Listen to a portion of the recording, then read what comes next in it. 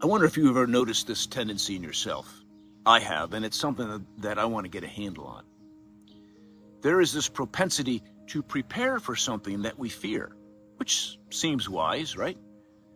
But sometimes we want to justify our fears so much that we actually find ourselves subconsciously wishing for the situation we've prepared for to actually come to pass. And sometimes we actually cause this situation to happen. I don't know if this is because the suspense is killing us, or we need to vindicate ourselves, or what. But of course, not everything we do is rational, is it? I know somebody who kept warning her son about parking his car on the street in a way she thought was incorrect, telling him that somebody was going to call the cops and report him. And after time went by and this didn't happen, she actually called the cops and reported him herself. Sometimes this need to validate our concerns can make us cross the lines from sensible to sabotage, often to our own detriment. I'm remembering a time when I was a little kid that I was swimming with my cousins, and the adults tried to get us to race. Well, I wanted no part of that because I knew my cousins were better swimmers than me. And so I whined and cried like a baby and absolutely refused to do it. But after some pressure, and they finally persuaded me to do it, I kicked and paddled for all I was worth, and when I looked up just before the finish line to see where I was, I saw that I was winning. So you know what I did? I slowed down.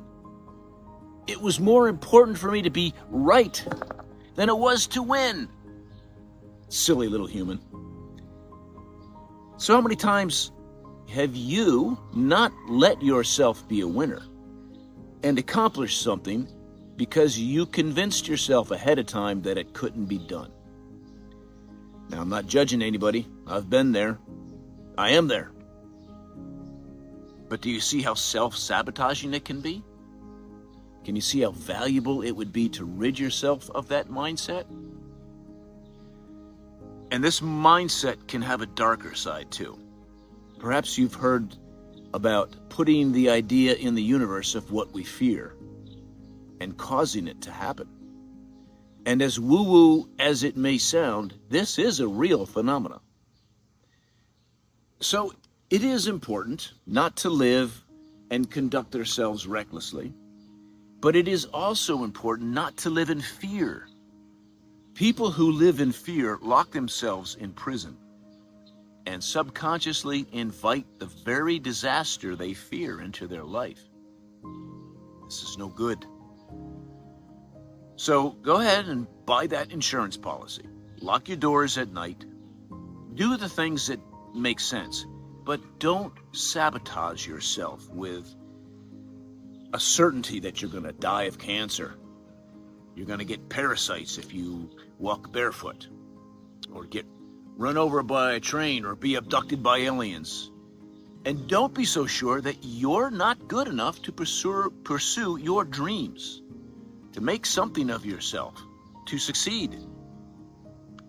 Your negative preconceptions will shut you down before you even get started.